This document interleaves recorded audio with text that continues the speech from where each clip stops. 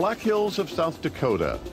Their ageless majesty has attracted pioneers and poets, artists and opportunists. And in the early part of this century, they also inspired an idea so preposterous and patriotic that it captured the imagination of the world.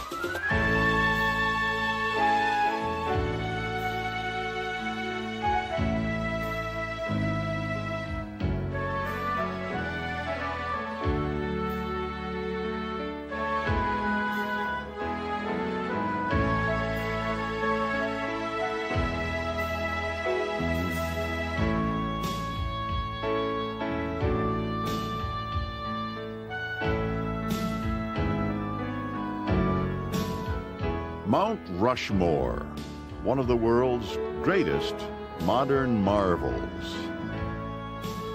An astounding monument to the visionaries of a young nation, an attempt to forge a new national identity, a tribute to democracy carved out of solid granite by a man as energetic and contentious as the country he loved.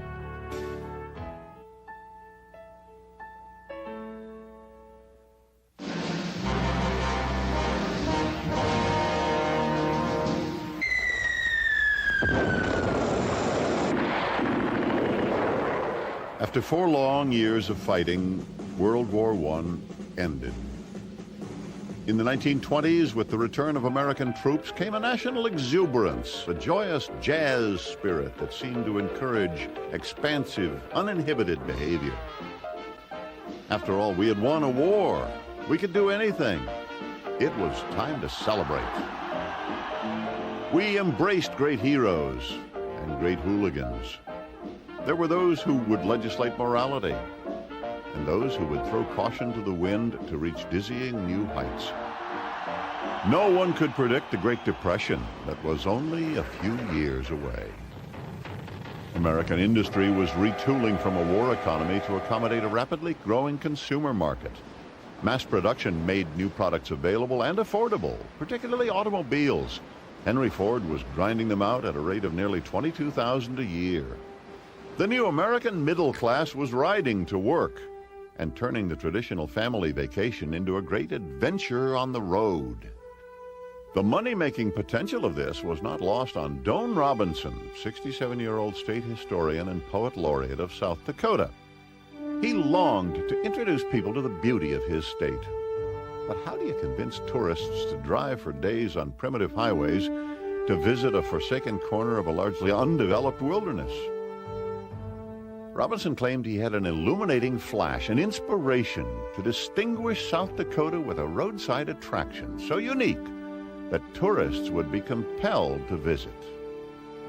He thought what would be great is if they'd carve some Western folk heroes, Chief Red Cloud, Kit Carson, other folk heroes. If they could carve those in the Black Hills in the Needles district, that tourists would come for miles to see them. The Needles are ancient stone structures, the eroded stubs of granite mountains. There are literally thousands of them in the Black Hills. They are rough, uneven, and impossible to carve. But that was not enough to deter Doane Robinson. All he really needed, he felt, was an artist who loved a challenge. That man was Gutzon Borglum, a renowned stone sculptor. Gutzon was always looking for new worlds to conquer. Gutzon believed that he was the best artist who ever existed. Borglum enjoyed working on an exaggerated scale. He once lamented there was no monument in America as big as the nation's spirit. He had done big work. He had designed a mountain carving in 1915 at a Georgia site called Stone Mountain. Now, South Dakota offered Borglum a new challenge. The Rapid City Commercial Club had backed Robinson's concept, basically said to Borglum, hey, find a mountain, pick a subject, go to work. We want a mountain carving. In 1925, with a frontier guide and his son Lincoln, Borglum explored the Black Hills for a carving site that would suggest a theme big enough for his bombastic reputation.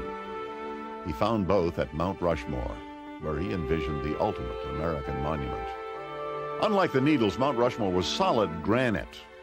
Even though the rock was riddled with minute cracks, Borglum became fixated on the site. Here is the place, he declared. American history shall march along that skyline. He and his men quickly scaled the peak and claimed the site as a national monument. He had no authority to do that, but that didn't stop him. It was here Gutzon Borglum would labor for the next 16 years. Before he would die trying to make this dream come true, he would revise his designs 9 times, remove 500,000 tons of rock, and provoke some of the wildest political battles of the age.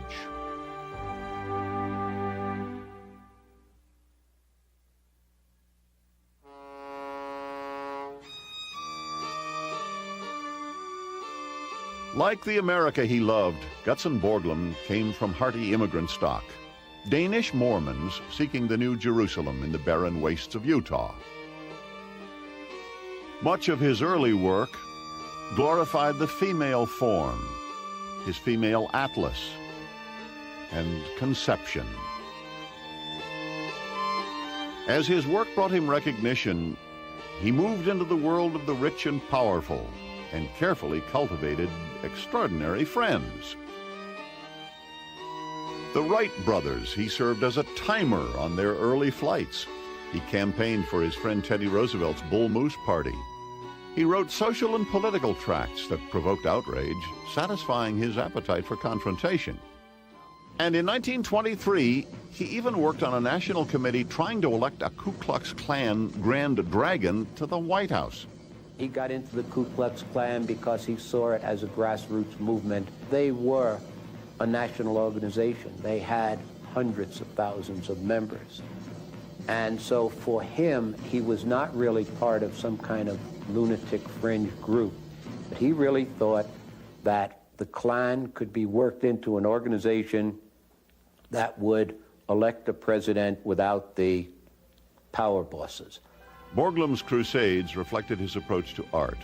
He insisted on working in monumental scale and on mythic characters. You were separated in those days by whether you did or did not do a Lincoln. All of the Lincoln artists were people on another level. It was the big leagues. He named his son Lincoln so he could write to committees and say, remember, Lincoln is one of mine. And he, of course, has done 3 of the best Lincolns, acknowledged the best Lincolns in existence. The one on Mount Rushmore, the seated Lincoln in Newark, New Jersey, and the Lincoln portrait that's in the Capitol building and on the grave in Springfield. It was ironic then that his biggest commission was the one in 1915, the attempt to make the South rise again through a mammoth tribute to the Confederacy, Stone Mountain. Commissioned by the Daughters of the Confederacy, the work was designed to be as tall as a 20-story building. But the project soon fell apart. In typical fashion, Borglum had a volatile disagreement with his patrons, who believed the artist was insulting the memory of General Lee by portraying him wearing a hat. In a fitful rage, he smashed his working models and fled Georgia with a lynch mob snapping at his heels. Borglum needed another project, and fast, to restore his reputation. His prayers were answered in 1925 when he received Doan Robinson's note suggesting the massive work in South Dakota. The backers of Mount Rushmore were able to say to Borglum time and time again, remember, Gutzon, you can lose one mountain. You can't lose 2 without being historically a fool. You must prove yourself here. And he understood that. A new mountain, a new dream were what Borglum needed, and Mount Rushmore offered both. He quickly dismissed Robinson's suggestion of Western heroes in stone and instead envisioned a tribute to American presidents who symbolized the evolution of the American spirit. Washington, father of the country who led the fight for American liberty. Jefferson, author of the Declaration of Independence, whose vision of a growing nation inspired the Louisiana Purchase. Lincoln, the great emancipator who preserved the Union of States at its darkest hour. And Teddy Roosevelt, the spirited individualist who defined a vibrant 20th century America and was an old friend of Borglum's. It would be 2 years before Borglum would carve this dream in granite. First, he needed money and a president to go along with the plan.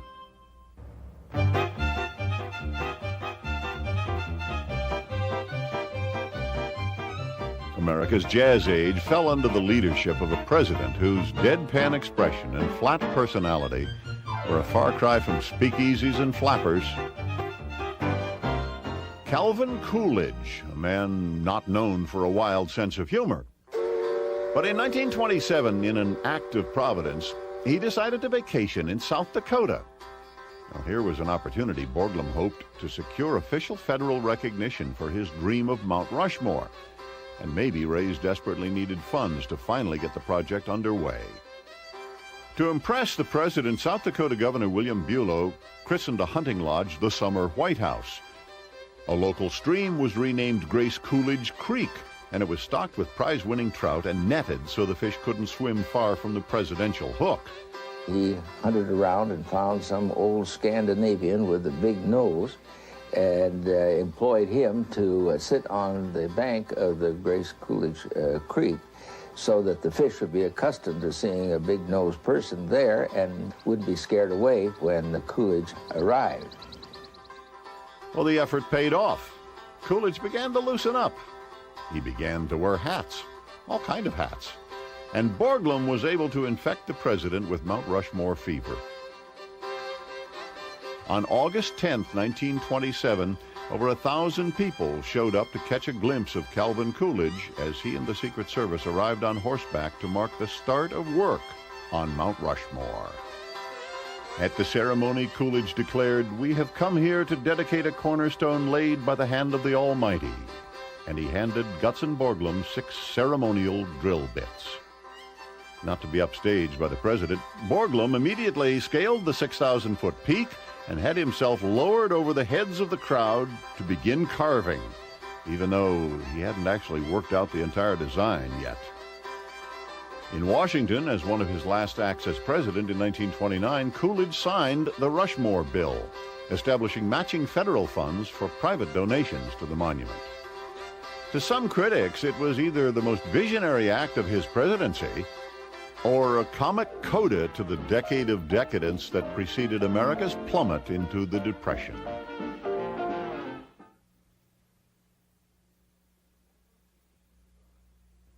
Borglum's initial design featured only 3 figures, each rendered to mid-torso. His style was obsessively representational, relying on portraits, models, and life masks to capture every nuance of his subjects. He began his designs as rough miniatures, testing how they would respond to sunlight and shadow, then reworking those into 30-foot tall structures, which still were only 1/12 of what the finished work would be. The model is made out of plaster, and it also is made out of excelsior, which was a packing material at that time. It has nails, it has pine needles, pine cones. It was made from just about anything that Borglum had on stock at the time. Borglum designed the eyes of his subjects to feature raised areas in the pupils, suggesting a glint of light. In Lincoln's eye, this required a 30-inch shaft of granite. And he developed an almost impressionistic style to render the spectacles that framed Roosevelt's face. In early films, Borglum describes the scope of the monument to Doane Robinson. And that is 60 feet in height, from the wig to the chin. Borglum, how large will the pupil of that eye be? About 3 feet in diameter. The upper lid is 18 inches. The head, as I told you, is 60 feet in height. The forehead is 20 feet in height. The nose is 20 feet in height, and from the nose to the end of the chin is another 20 feet. Even during the early stages, the effect was overwhelming. People don't realize that this head and the first base part is as tall as the Niagara Falls, and that Washington might sit in the Niagara Falls and the water would only break around his color. Washington's head alone is as large as the Sphinx in Egypt. The carving size dwarfs almost all ancient wonders. To transfer the designs onto stone, Borglum used an ancient technique called pointing. A circular plate measured in degrees is placed on top of the model. The degree which a boom points is recorded, as well as the length of the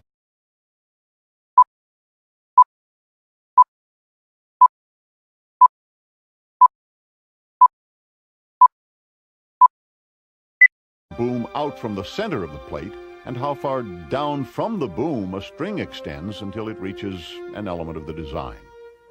These three measurements are multiplied by 12 and then duplicated on a larger pointing system on the mountain. This was the model that was used. It was a 1 to 1/12 scale. If you look onto the model itself, there's a boom that comes out and then a plumb bob. So 1 inch on the model would represent 12 inches on the mountain itself. Because of the high degree of accuracy needed, the pointer was the most important person on the mountain. In 1932, Borglum assigned his son, Lincoln, to that job, and from his vantage point, it was Lincoln who first recognized that the monument was quickly becoming more than just carving in stone.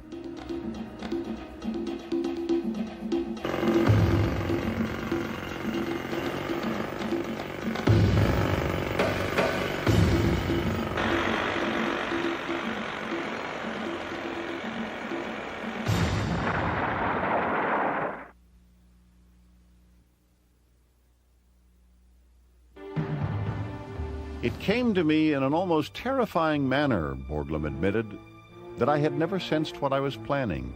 Its dimensions, the vastness that lay here demanded the complete remodeling of the grouping I had been dreaming.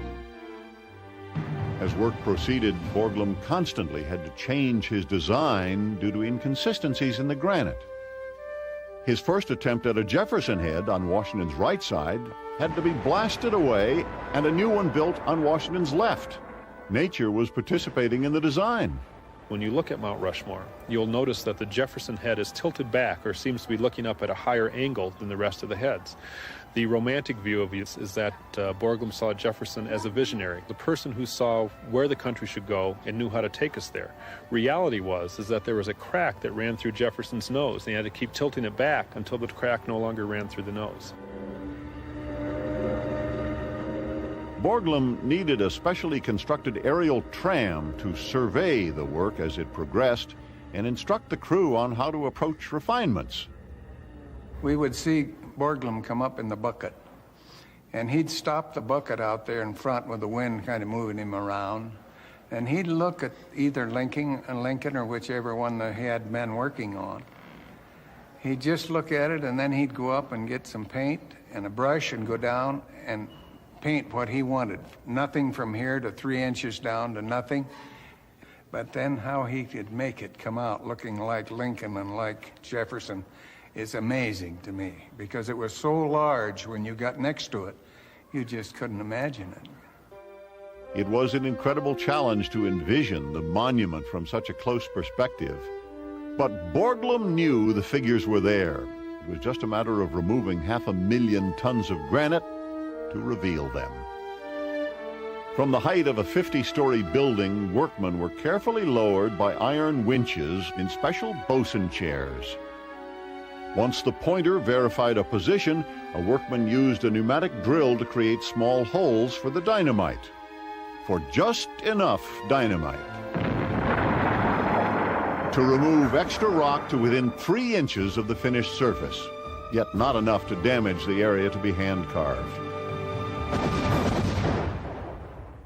In all, it was an exacting process, suggested to Borglum by European road builders who used the technique to blast holes in mountains to build tunnels through the Alps. The more delicate work was called honeycombing the rock. The surface of the stone was textured with a close formation of drill holes. Then smaller pieces of granite would be manually chipped off with a tool called a channel iron. That's a channel iron. They use it in the regular jackhammer instead of a regular drill. And then they cut between the holes so that you can wedge out pieces of rock without using powder. This channel iron, like the wide variety of steel drill bits used to shape the stone, was attached to a 60-pound jackhammer. It operated on compressed air piped up from the base of the mountain, 1,300 feet below. And then the air would be funneled down into the jackhammer, which would make it go in and out. And then it would also, if I can lift it up here, the end has a hole in it, which would allow the air to come through and then push the excess dust away. But when you were in a bosun chair with about a 40-mile-an-hour wind and hanging on a cable off the side of the mountain and it might be 20 degrees out, you had to hold that jackhammer away from your body. And as they held it away, it would, of course, wear them out. There's a lot of crooked drill holes up there that... Donald blames me for that. But he couldn't drill straight. Anytime you drill a crooked hole, you got to cut it out with a channel iron. You don't get out of working. When they would use these jackhammers for any length of time, they would actually take their shoes and put them in the form of a V, and they would use that V to get the hole started. And they would go through a pair of shoes by not wearing out the bottom, but actually wearing the insteps out first. Finally, pneumatic devices and hand tools were used to grind rough areas, then polish the finish to a smooth surface in a process called bumping. This is a Dallet hand facer. It also was run with air. Air would come into the back.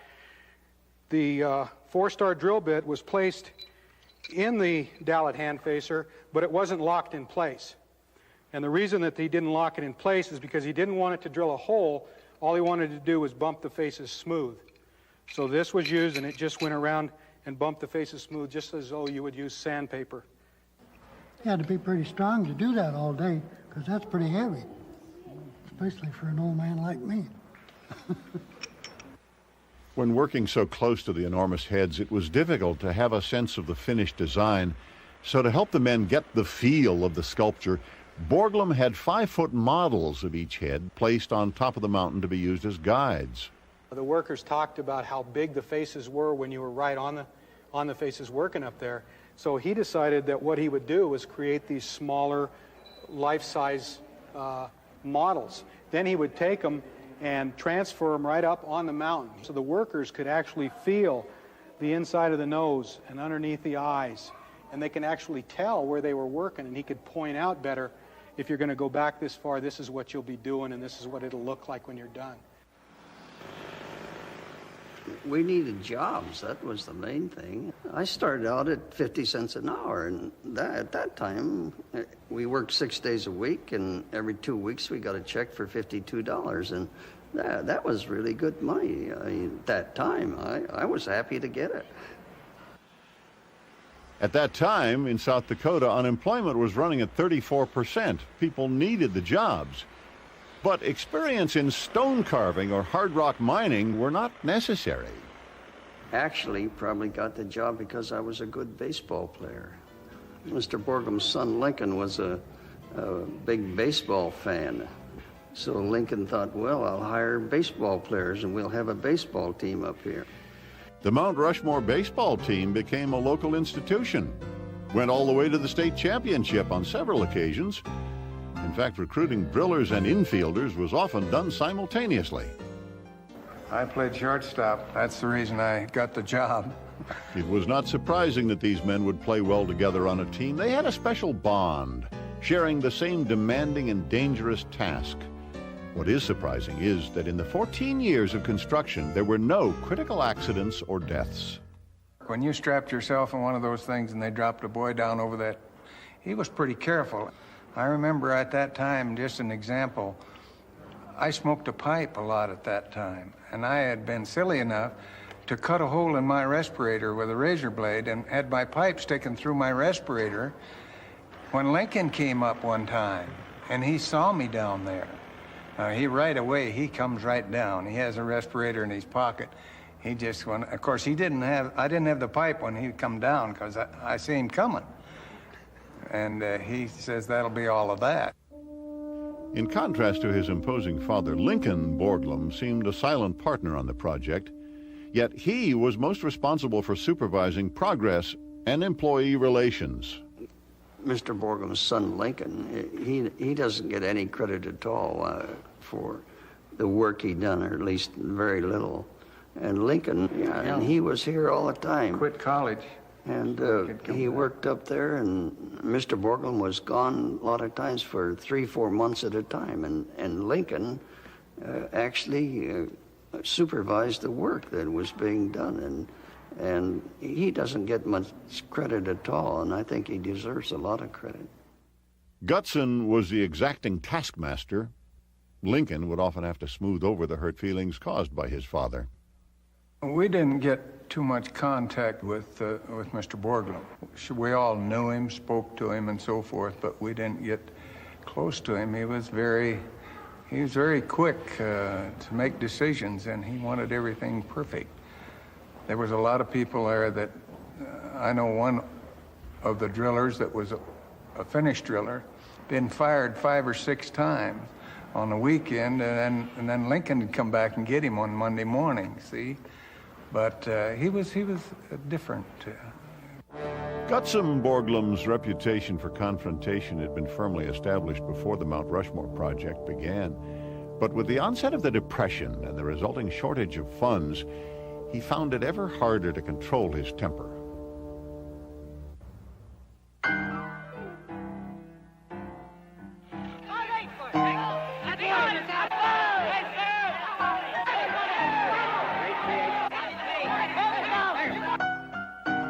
In 1929, when the stock market crashed, so did the American spirit.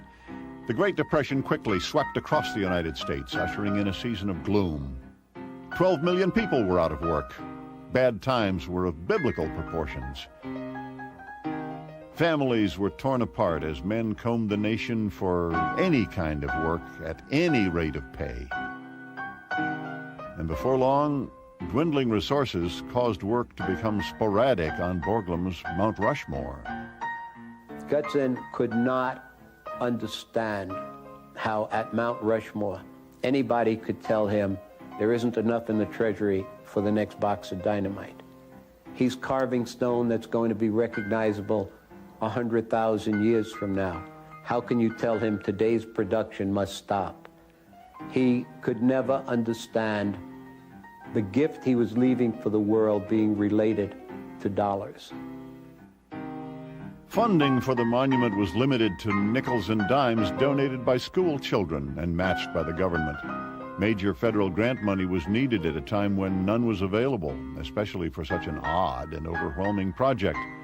But ironically, what had started as a tourist attraction in the wilds of South Dakota was becoming an important symbol of national pride in a period when pride was about all people had left. Millions throughout the world envy us the privilege and right to call ourselves Americans. Let us prove our deep appreciation of that privilege by rededicating ourselves to true Americanism, with faith in God, faith in man, faith in liberty, and faith in America. The Roosevelt administration's vigorous promotion of a revitalized sense of Americanism inspired Borglum with a new publicity strategy. It was clear that his relentless dedication to the project and the monument's reverence toward the democratic dream were perfect springboards for the patriotic government's support of Mount Rushmore, and Borglum knew it. Using his talent for self-promotion, Gutzon kicked off a series of theatrical dedications to mark each stage of the carving process and to keep the public and political eye focused on his dream. America's gigantic Mount Rushmore Memorial is visited by President Roosevelt, who comes to dedicate the Jefferson figure. Sculptor Gutzon Borglum's daughter gives the signal. That chop is planted just above what will finally be Jefferson's hand.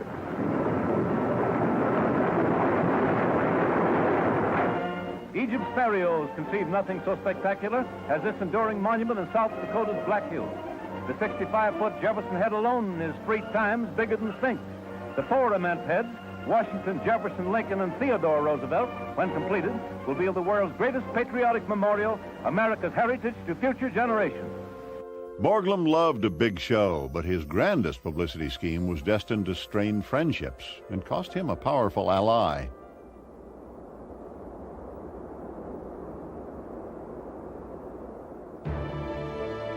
He loved America and wanted to proclaim it in letters 20 feet tall. His original plan for Mount Rushmore included a giant timeline of American history. He called it the entablature. Calvin Coolidge had been selected to write the 500-word composition as a condition of federal funding in the 1929 Rushmore bill, which Coolidge himself had signed into law. In 1930, the ex-president sent a rough draft of the composition to South Dakota. Borglum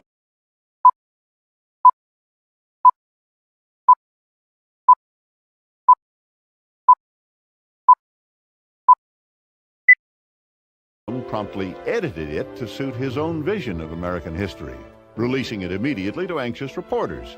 Coolidge was shocked to see an altered version of his text published in newspapers. "This is not what I wrote," he told Borglum. "But it's what you meant to write," Borglum replied, and he began carving. The public was astounded at Borglum's audacity and the embarrassing tempest it inspired. It destroyed the friendship between the artist and Coolidge. They never spoke again, and the entablature project was halted by Congress until it accurately reflected Coolidge's composition. In 1934, after Coolidge had died and Congress was distracted, an ingenious newspaperman saw an opportunity to generate publicity and sell papers with a new twist on Borglum's entablature.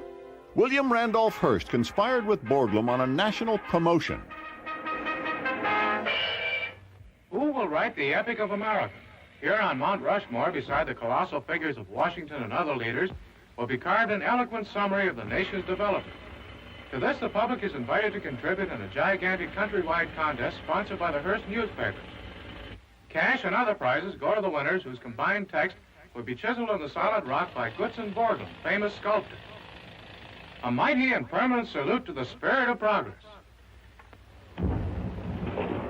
Over 1 million people, historians and teachers and citizens and congressmen, all were writing histories for this problem and of finding a suitable text. In these rare outtakes from a newsreel that was never released, Borglum awarded the winning student authors. These 3 young men were awarded prizes in the successful competition, the successful national competition. These 3 young men were awarded, God damn it, you forgive me, brother. I met the challenge and I wrote it the way I thought it should be, and I still believe what I read from others and the history of our country, that it did the best I could at the time. In the end, however, Burkett's words were never carved in stone. The idea had always been impractical. There wasn't enough stone for the full text. Borglum envisioned an entablature where the Lincoln figure is today. And then when he had to move the Jefferson figure over to the left of Washington, he also had to move the Lincoln figure. So that took away where the entablature would have been.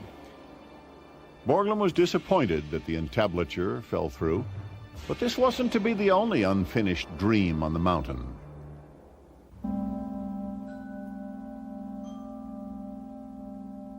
I think that we can perhaps meditate a little on those Americans 10,000 years from now, when the weathering of the face of Washington and Jefferson and Lincoln shall have proceeded to a depth of perhaps 1/10 of an inch. 10,000 years from now, I think we can meditate and wonder whether our descendants, because I think they'll still be here, what they will think about us. And let us hope that at least they will give us the benefit of the doubt, that they will believe that we have honestly striven in our day and generation to preserve for our descendants a decent land to live in and a decent form of government to operate under. 10,000 years from now, the faces of Mount Rushmore may still be there, but will anyone remember who these giants were or the people who honored them?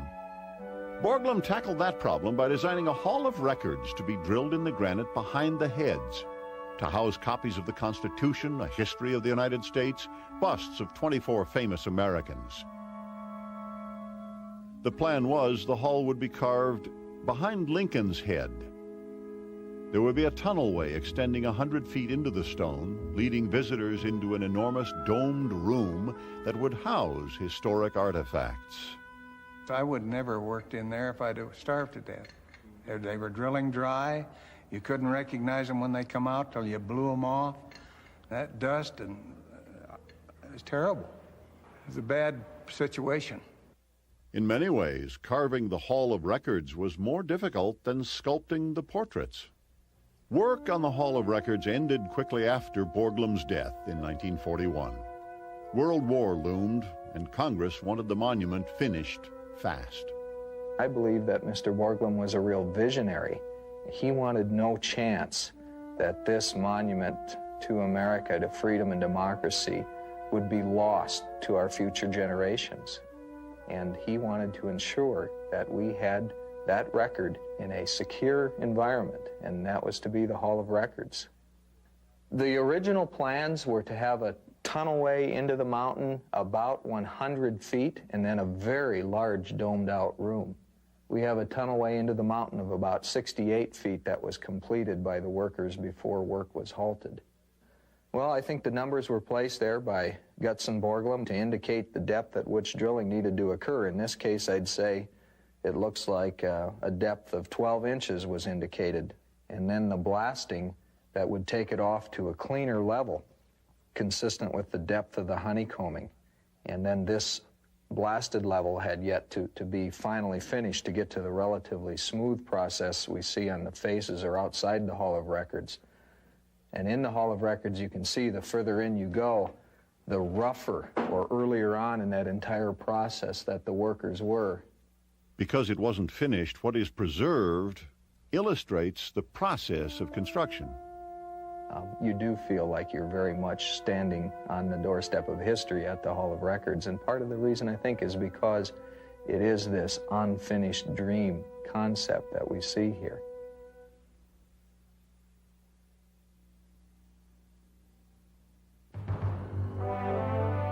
The mountain and the man, their destinies linked, spirits melded as one. Both imposing, overstated, larger than life. Both possessed of an inner grace. Both grand representations of the American spirit. So it seemed beyond belief that one could exist without the other.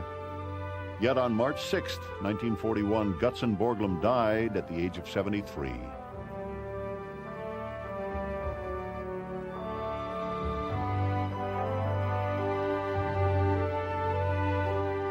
Without the chief to bully and boast, activity on the monument seemed to enter a state of suspended animation, incomplete, stuck in a moment of time between dreams and reality, between promise and power.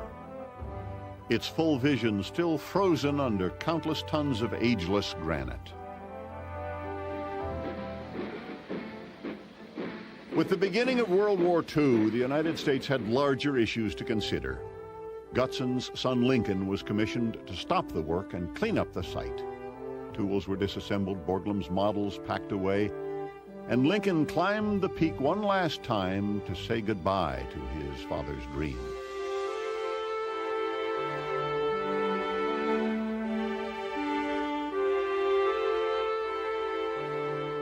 The models which my father and I had made and changed so many times showed the figures were to be executed down to the waist. I felt they were just as effective the way they are today. On my final report to the commission, I stated that the granite stairway and the Hall of Records were essential to the memorial's completion. I felt that the memorial would become a riddle to people a few thousand years from now without explanatory data. Today, the official view is that the memorial is finished and there are definitely no plans for more carving. Actually, there is no stone on Rushmore for another face. I do feel that the great symbolic message of the memorial is there. Many people wonder about should Mount Rushmore ever be completed. I think the answer to that is no. Certainly more work could have been done on it, but there's a story to be told in unfinished dreams, as well as finished dreams. It's a piece of art in its own right. You know, it's one man's conception of the birth and growth of our country, and what these four presidents represented to the first 150 years of our country. And changing or adding a head to Mount Rushmore now would be tantamount to, if you will, changing the smile on the Mona Lisa. As a man grows old, so does a mountain. The Black Hills themselves are old men, granite stubs left from the erosion of stone giants tens of millions of years ago. Their erosion continues today. The granite in the Black Hills is full of cracks. And the mountain itself has dozens. This is a natural crack. The primary thing we would do is to try to keep the moisture out of them, because the biggest concern we'd have is moisture getting in, freezing and thawing cycles, and then an actual wedging process whereby over many hundreds or thousands of years, that wedging process could cause some problems. While we know there's no imminent danger for the mountain itself, we do know that there's at least 3 cracks that pose future problems in the stability of the mountain.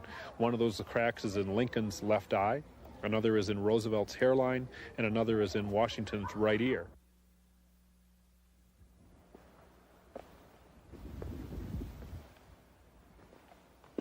This crack runs all the way through the left side of Washington's head and intersects with another crack coming in on a lateral plane.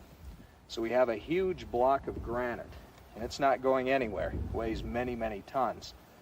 We've been measuring the spread of this crack with 3 pins that are placed, and about every month or so somebody from our staff takes a measurement for the last 10 years, and we have had no detectable spread on this crack. The material that's patching this crack is the mixture that Guts and Borglum used, which is the mixture of white lead, granite dust, and linseed oil.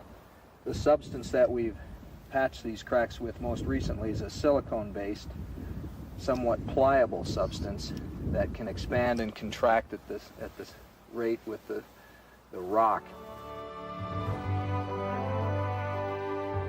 The eerie silence of the Black Hills draws seekers still and raises questions that can't be answered. Is there such a thing as eternity? Or is forever a moment we hold in our hearts?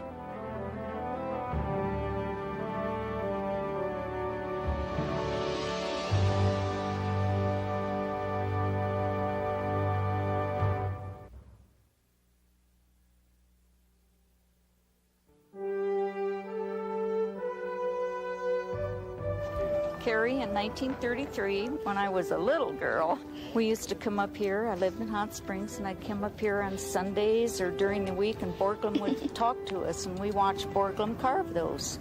There used to be stairs that came in behind Abraham Lincoln, and you could walk up through there. They weren't restrictive like they are today, and you could get up on top of there when they weren't working. And it's so amazing to me that anybody could actually carry out a dream like that.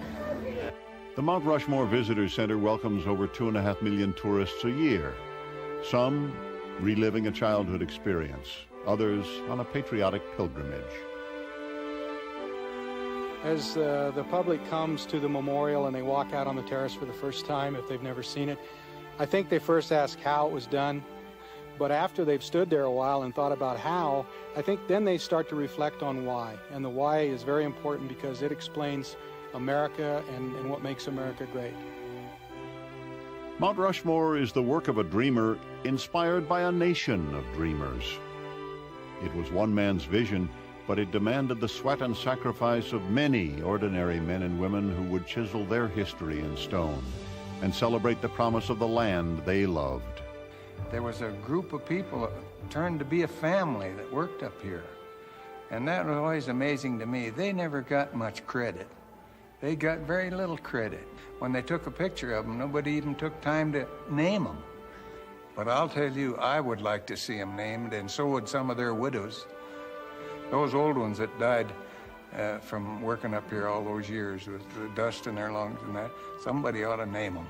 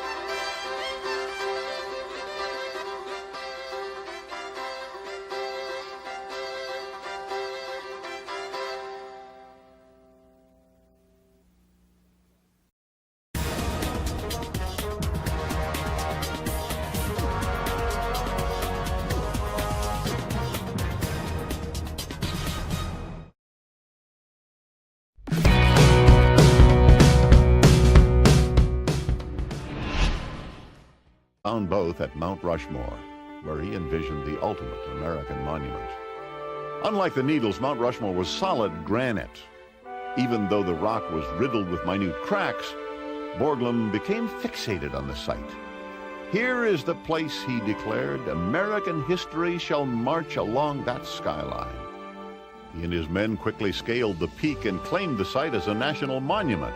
He had no authority to do that, but that didn't stop him. It was here Gutzon Borglum would labor for the next 16 years. Before he would die trying to make this dream come true, he would revise his designs 9 times, remove 500,000 tons of rock, and provoke some of the wildest political battles of the age.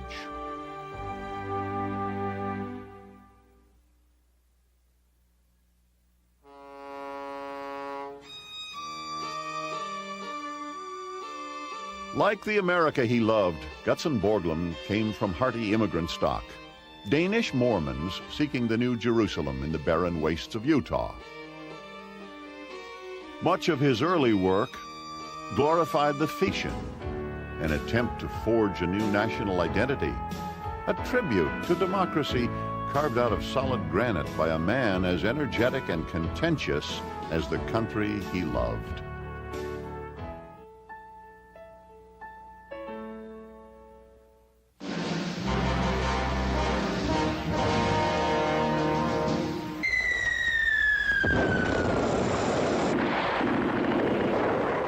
After 4 long years of fighting, World War I ended. In the 1920s, with the return of American troops, came a national exuberance, a joyous jazz spirit that seemed to encourage expansive, uninhibited behavior. After all, we had won a war. We could do anything. It was time to celebrate. We embraced great heroes and great hooligans. There were those who would legislate morality, and those who would throw caution to the wind to reach dizzying new heights. No one could predict the Great Depression that was only a few years away. American industry was retooling from a war economy to accommodate a rapidly growing. They are rough, uneven, and impossible to carve. But that was not enough to deter Doane Robinson. All he really needed, he felt, was an artist who loved a challenge. That man was Gutzon Borglum, a renowned stone sculptor. Gutzon was always looking for new worlds to conquer. Gutzon believed that he was the best artist who ever existed. Borglum enjoyed working on an exaggerated scale. He once lamented there was no monument in America as big as the nation's spirit. He had done big work. He had designed a mountain carving in 1915 at a Georgia site called Stone Mountain. Now, South Dakota offered Borglum a new challenge. The Rapid City Commercial Club had backed Robinson's concept, basically said to Borglum, hey, find a mountain, pick a subject, go to work. We want a mountain carving. In 1925, with a frontier guide and his son Lincoln, Borglum explored the Black Hills for a carving site that would suggest a theme big enough for his bombastic reputation. He found a consumer market. Mass production made new products available and affordable, particularly automobiles. Henry Ford was grinding them out at a rate of nearly $22,000 a year. The new American middle class was riding to work and turning the traditional family vacation into a great adventure on the road. The money-making potential of this was not lost on Doane Robinson, 67-year-old state historian and poet laureate of South Dakota. He longed to introduce people to the beauty of his state. But how do you convince tourists to drive for days on primitive highways to visit a forsaken corner of a largely undeveloped wilderness? Robinson claimed he had an illuminating flash, an inspiration to distinguish South Dakota with a roadside attraction so unique that tourists would be compelled to visit. He thought what would be great is if they'd carve some Western folk heroes, Chief Red Cloud, Kit Carson, other folk heroes. If they could carve those in the Black Hills in the Needles district, that tourists would come for miles to see them. The Needles are ancient stone structures, the eroded stubs of granite mountains.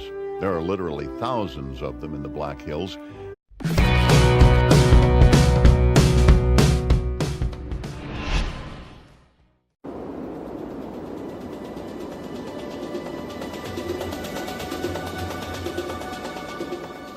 The Black Hills of South Dakota. Their ageless majesty has attracted pioneers and poets, artists and opportunists. And in the early part of this century, they also inspired an idea so preposterous and patriotic that it captured the imagination of the world.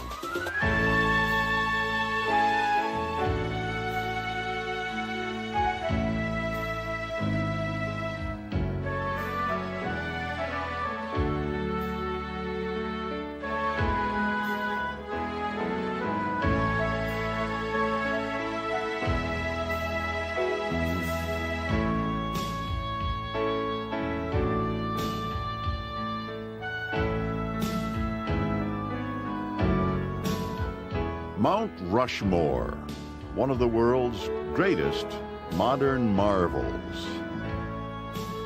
An astounding monument to the visionaries of a young nation.